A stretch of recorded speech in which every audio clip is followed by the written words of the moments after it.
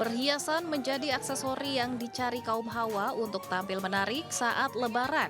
Di tengah harga emas yang tinggi, mereka berburu perhiasan emas imitasi. Seperti di Purwakarta, Jawa Barat. Jelang Lebaran, toko perhiasan imitasi dipadati pembeli. Para pembeli yang didominasi emak-emak ini membeli perhiasan emas imitasi seperti cincin, gelang, kalung, dan anting.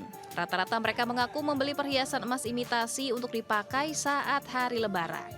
Alasannya, memilih emas ini karena harga perhiasan emas asli sedang tinggi. Warga juga mengaku sudah rutin setiap jelang Lebaran selalu membeli emas imitasi. Selain harganya murah, juga bisa dijual kembali. Kalau beli di emas asli, uangnya nggak cukup. Jadi di sini aja. Nabung sambil berias sama-sama nabung. Yang penting bisa buat Lebaran. Ya, bisa buat Lebaran. Besok Sabu tuh bisa dijual lagi di sini. Pegawai toko menyebutkan ramainya pembeli terjadi sepekan sebelum Lebaran. Harga perhiasan imitasi relatif murah, antara Rp25.000 hingga Rp35.000 per gramnya. Karena ya harganya juga murah, terus kualitasnya juga bagus. Rata-rata buat Lebaran ya? Iya, buat Lebaran kebanyakan. Ramainya pembeli di toko perhiasan emas imitasi ini biasanya hingga H-1 Lebaran. Dalam sehari mampu meraup omset 10 juta hingga puluhan juta rupiah. Dari Purwakarta, Jawa Barat, Irwan, iNews melaporkan.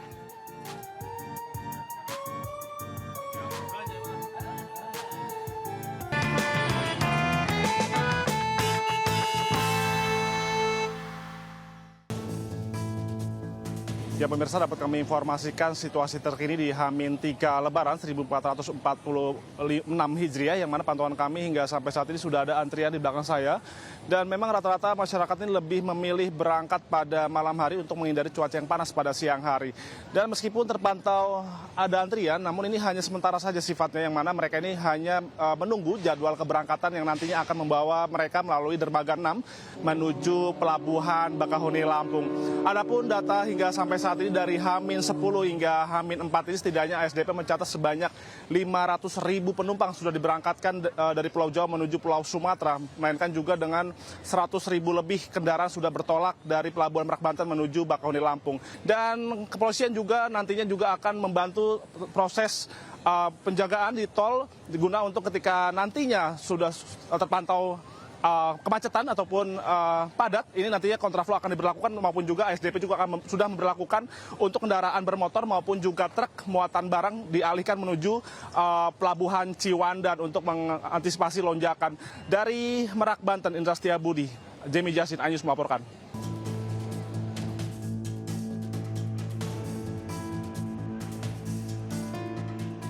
Sementara itu, beberapa jam sebelum penutupan Pelabuhan Gilimanuk menjelang Hari Raya Nyepi, lalu lintas penyeberangan terlihat lenggang Jumat malam. Hanya terdapat sejumlah penumpang dan kendaraan yang melakukan penyeberangan menuju Pelabuhan Ketapang.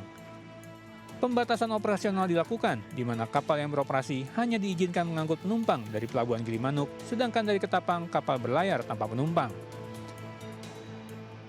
Pelabuhan Gilimanuk sendiri resmi ditutup mulai Sabtu pagi 29 Maret 2025 mulai pukul 05.00 waktu Indonesia bagian tengah dan kembali dibuka Minggu pagi pukul 06.00. Dari Jemberana, Bali, Inyoman Sudika, iNews melaporkan.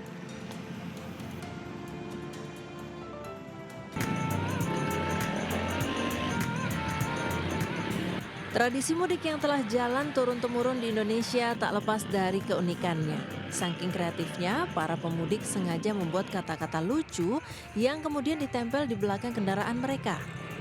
Tulisan-tulisan yang terbilang lucu tersebut selain sebagai salah satu bentuk ekspresi yang akan membuat pembacanya tergelitik, juga agar semangat mudik lebih terasa. Salah satunya adalah tulisan, "Dunia ini jahat, yang baik hanya senyum istriku." Wah, dalam banget sih mas. Semoga pas sampai rumah nggak cuma senyumnya aja ya yang baik. Nah, kalau yang satu ini pemudik yang paham arah. GPS boleh nyasar, tapi hati tetap kudu lurus ke tujuan yang benar. Pulang ke kampung halaman itu jelas ada sambutan hangat, makanan enak, dan keluarga yang menunggu. Kalau balik ke hati mantan, bisa-bisa disambut dengan kata, "Maaf, nomor yang Anda tuju sudah bahagia." Selain tulisan lucu, ada pula curhatan, seperti tulisan pemudik asal Jawa Tengah yang intinya belum bisa bawa uang banyak karena baru bekerja beberapa bulan. Saya kerja karena jadinya belum bawa banyak duit. Nanti yang ketemu orang tua gitu ya. Iya, yang penting ketemu orang tua. Tulisan-tulisan lucu yang dipasang para pemudik ini menjadi hiburan tersendiri saat menempuh panjangnya perjalanan mudik. Dari Tegal, Jawa Tengah, Yunibar iNews melaporkan.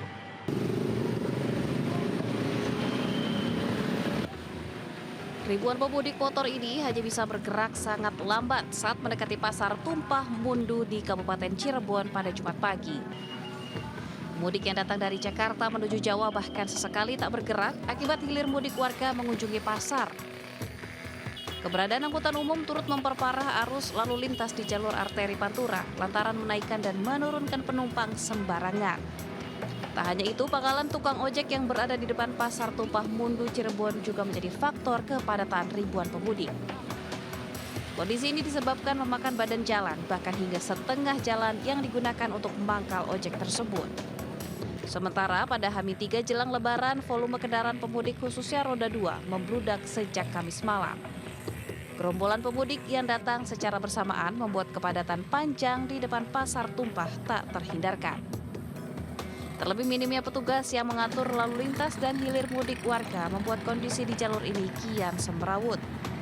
Dari Cirebon, Jawa Barat, To Iskandar, iNews melaporkan.